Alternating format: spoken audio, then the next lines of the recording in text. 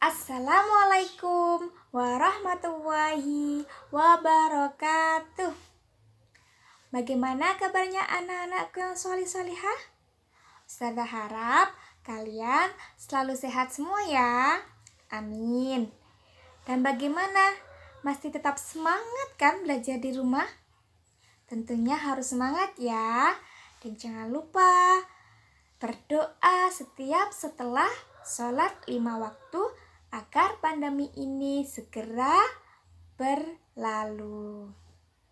Sebelum kita mulai pembelajaran hari ini, kita berdoa terlebih dahulu ya. Angkat tangan kanan, angkat tangan kiri. Kita mulai berdoa. Baca basmalah bersama ya. Bismillahirrohmanirrohim. Semoga apa yang kita pelajari hari ini mendapatkan manfaat dari Allah. Oke, hari ini kita akan belajar fikih kelanjutan minggu kemarin. Kita akan belajar apa ya? Nah, kita akan belajar tentang najis. Nah, kalian tahu kan najis itu apa? Mari kita simak baik-baik video dari Ustazah. Pembelajaran dan keterangan dari Ustazah. Simak baik-baik ya. Tujuan pembelajaran kita hari ini adalah yang pertama, memahami pengertian najis. Dan yang kedua, memahami hukum membersihkan najis. Dan yang ketiga, memahami jenis-jenis najis. Perhatikan ya. Allah memerintahkan kita untuk selalu membersihkan pakaian dan tempat tinggal kita dari kotoran dan najis. Allah sudah berfirman pada surat Al-Muddathir ayat 4. Wa thiyabaka fatahhir, dan bajumu maka sucikanlah.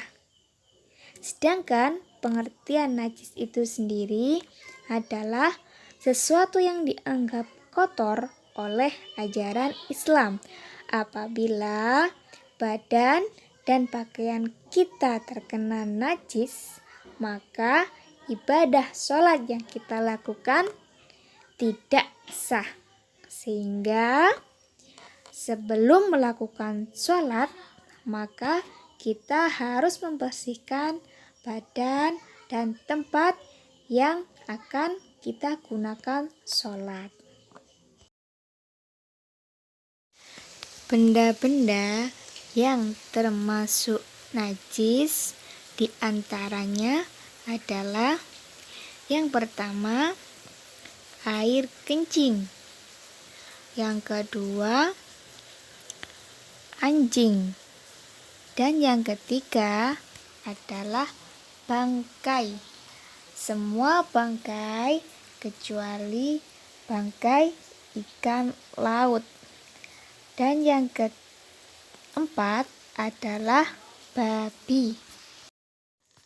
Nah, karena kalian sudah paham apa saja benda-benda yang termasuk najis, maka tugas kalian yang pertama adalah tulislah benda-benda yang termasuk najis.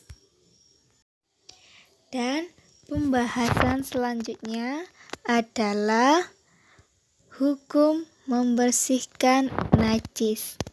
Hukum membersihkan najis adalah sunnah, artinya sangat dianjurkan. Dan ketika kita akan melaksanakan sholat, maka hukum membersihkan najis adalah wajib. Karena kenapa? Karena syarat sahnya sholat adalah bersih dari najis, pakaian maupun tempatnya. Tugas yang kedua adalah apa hukum membersihkan najis. Ditulis dengan lengkap ya. Dan pembahasan kita yang ketiga adalah jenis-jenis najis. Ada 3 jenis najis. Yang pertama, najis ringan, yaitu air kencing bayi laki-laki yang masih minum ASI. Ketika bayi laki-laki tersebut sudah memakan selain ASI, misalnya memakan nasi atau bubur, maka air kencing bayi laki-laki tersebut termasuk najis sedang. Dan yang kedua adalah najis sedang. Contohnya bangkai, air kencing, kotoran hewan, kotoran manusia, darah, dan nanah.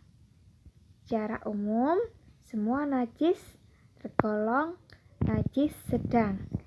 Dan yang ketiga adalah najis berat, yaitu contohnya air liur anjing. Dan bagaimana caranya membersihkan najis-najis di atas? Maka kita akan bahas di pertemuan berikutnya. Kesimpulan pembelajaran kita hari ini adalah yang pertama, najis adalah sesuatu yang dianggap kotor oleh ajaran Islam. Dan yang kedua, benda-benda yang termasuk najis adalah air kencing, anjing, bangkai, dan babi. Dan yang ketiga adalah hukum membersihkan najis adalah sunnah, artinya sangat dianjurkan.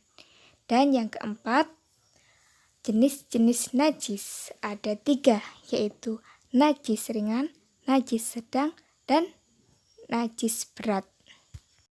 Tugas yang ketiga adalah tulislah jenis-jenis najis. Jangan lupa ketiga-tiganya ditulis di buku tulis. Selamat mengerjakan. Nah, sudah disimak kan video dari Ustazah? Kalau sudah disimak, tentunya kalian sudah tahu pengertian tentang najis dan tahu hukum membersihkan najis. Kalau sudah tahu, maka kita harus mengerjakan sesuai tuntunan ya. Dan jangan lupa, tugas dari Ustazah dikerjakan. Dan kita akhiri pembelajaran hari ini dengan doa akhir majelis. Isti'adadan hak, ista'idu lid-du'a, sam'an wa ta'ah, du'aan.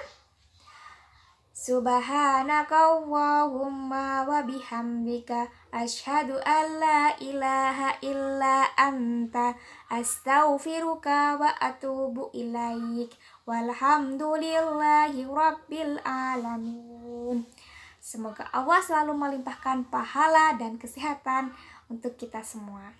Ustazah akhiri, wassalamualaikum warahmatullahi wabarakatuh.